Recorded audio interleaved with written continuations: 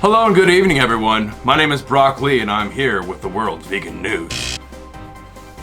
Is the green screen not working? Mark, the green screen not working? Just throw some fish and eggs on it.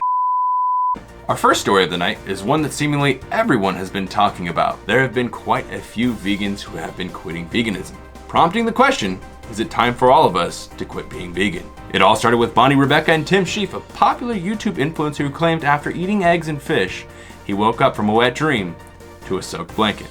There you have it, folks. Conclusive evidence. In Tim's particular circumstance, he began his journey to healing through drinking his own urine, not eating anything for 35 days, and staring directly into the sun for 15 minutes a day, claiming that this increased sun gazing meant that his organs were healing. So, yeah. 3 people here have drank each other's piss. More about that later, but moving on to other vegan news, there's quite a bit happening in the industry, with Del Taco finishing its trial Beyond Meat vegan option at 16 California spots and deciding to roll it out to 594 locations across the country. We've been seeing loads of food options opening up lately, with Panda Express jumping on the train, Carl's Jr. recently releasing their Beyond Burger, and now KFC announced that they will be rolling out their vegan options in the UK this year. Damn. All the good vegan options go to the UK first. Along with these options, worldwide conglomerate McDonald's is exploring vegan options, and they serve over 37,855 locations with 69 million people served daily. Gosh damn, 69 million people eat McDonald's every single day on this earth. What the f***?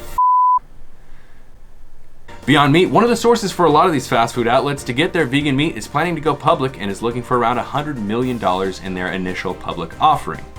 Gordon Ramsay, my favorite angry person, has been causing a storm lately by opening up multiple vegan options at his restaurants, with the latest being a tofu scrambled eggs recipe. When Piers Morgan saw this, he said that the vegan dishes look, quote, utterly revolting. To which Ramsay responded this: "So Piers Morgan is now a food critic.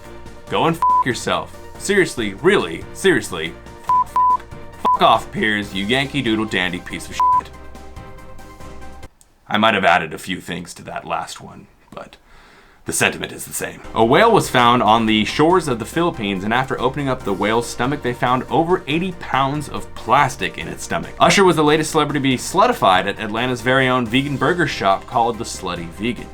He's the latest in a line of celebrities trying out the eatery, including Tyler Perry, Snoop Dogg, and more. Lots of celebrities have gone vegan in the last few years, bringing some much needed awareness to the community. Amongst them are Beyonce, Mike Tyson, Natalie Portman, Ellen DeGeneres, Miley Cyrus, and many more, including Peter Dinklage. Season 4 is coming, and I may or may not be watching every episode in the last 3 seasons, so I know what the f*** is going on.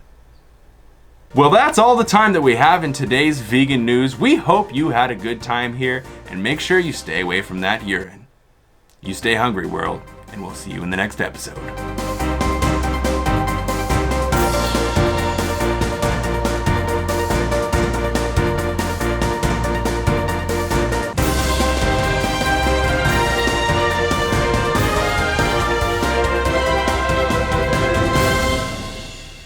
What's up, guys? I hope you enjoyed my little news segment there. I've been wanting to do this for a while, and I just thought this would be a fun way, because there's so many reaction videos out there right now that I thought this would be kind of a fun way to do my reaction of the whole ex-veganism movement. And as you know, I like to do it funny. Usually I have something kind of planned when I do these talks, and especially when I react to something that's very dramatic and big in the vegan industry. But I felt like I would just turn the camera on and be candid about this. As you guys know, Ravana and Raw Alignment are friends of mine. They were in YouTube House Season 4.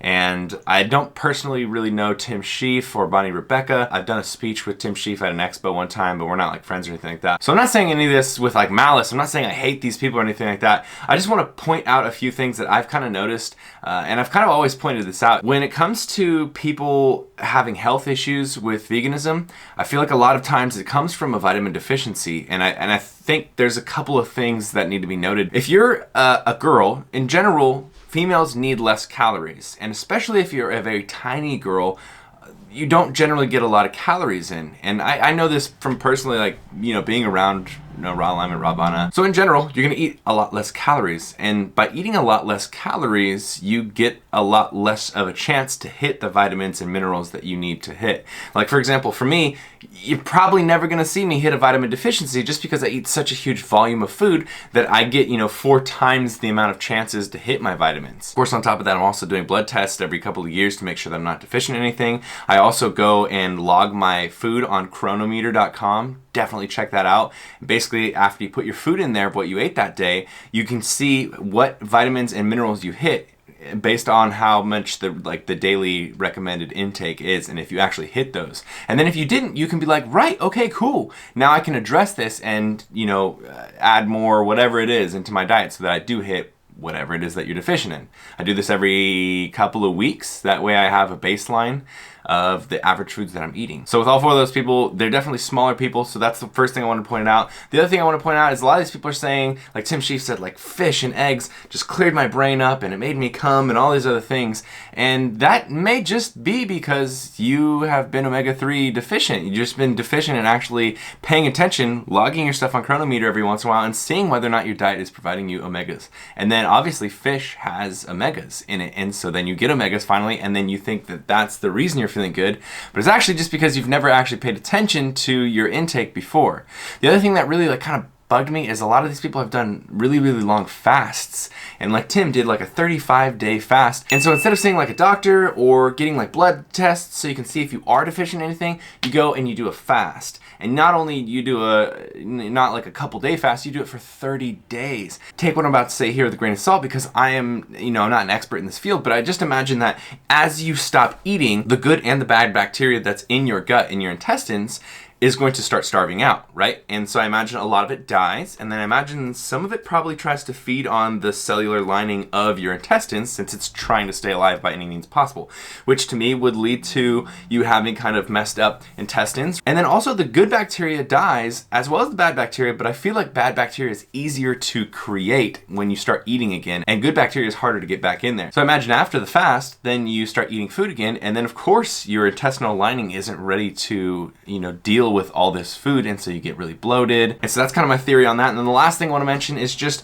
there's a lot of fad dieting where people will go high carb, low fat, and when people hear high carb, low fat, they think like low fat, but a lot of people take it to the extreme and have no fat. They're like fat phobic in their diet, and they'll try to literally get 0 grams of fat every day.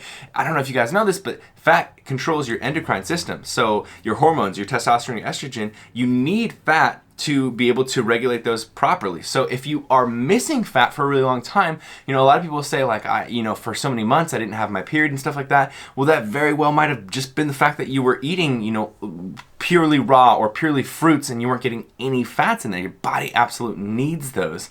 And even if you are eating fat, but you're eating, 500 to 800 calories a day, then it's not enough fat, I imagine, because I'm sure not all of that's coming from fat, to regulate your hormones again, which would then cause problems, which then you correlate to the vegan diet failing you. But I feel like those 3 things that I've just listed are kind of my perspectives, because a lot of people have been asking like, what do you think about this?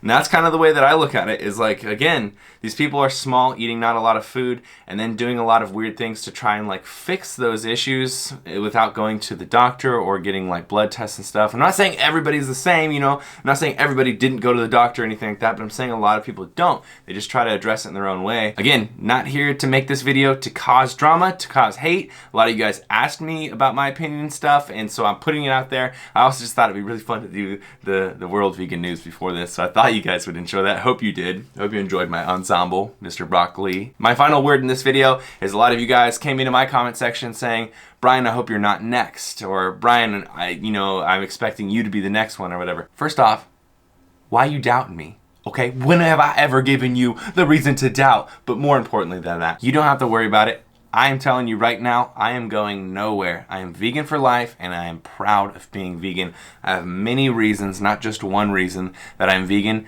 So you don't have to worry about me going anywhere. I'm here to stay. I'm here for the long run. you can count on me. I think that's everything I want to talk about in this video. I hope you guys enjoyed it. I'm off to Australia, so next week will be a lot less content. I'm sorry, I'm going to be really busy and won't have the internet connection that I usually have. But then when I get back, there's going to be a lot of interesting content coming. I appreciate you guys' support as always. Again, podcast launching next month, as well as the new apparel is under this video. If you look, you'll see a little shelf. You can click the images. To fuck yeah, it's a sweet shirt and hoodie. I'm going to be wearing it in Australia. Hope you guys enjoyed this. If you did, make sure you give it a thumbs up. Let me know what you thought in the comments below. And subscribe if you're not subscribed already. Team Beyond the Week, CT. Lift heavy or die Myron, motherfucker. Team Beyond the Week. CT, lift heavy or die Myron.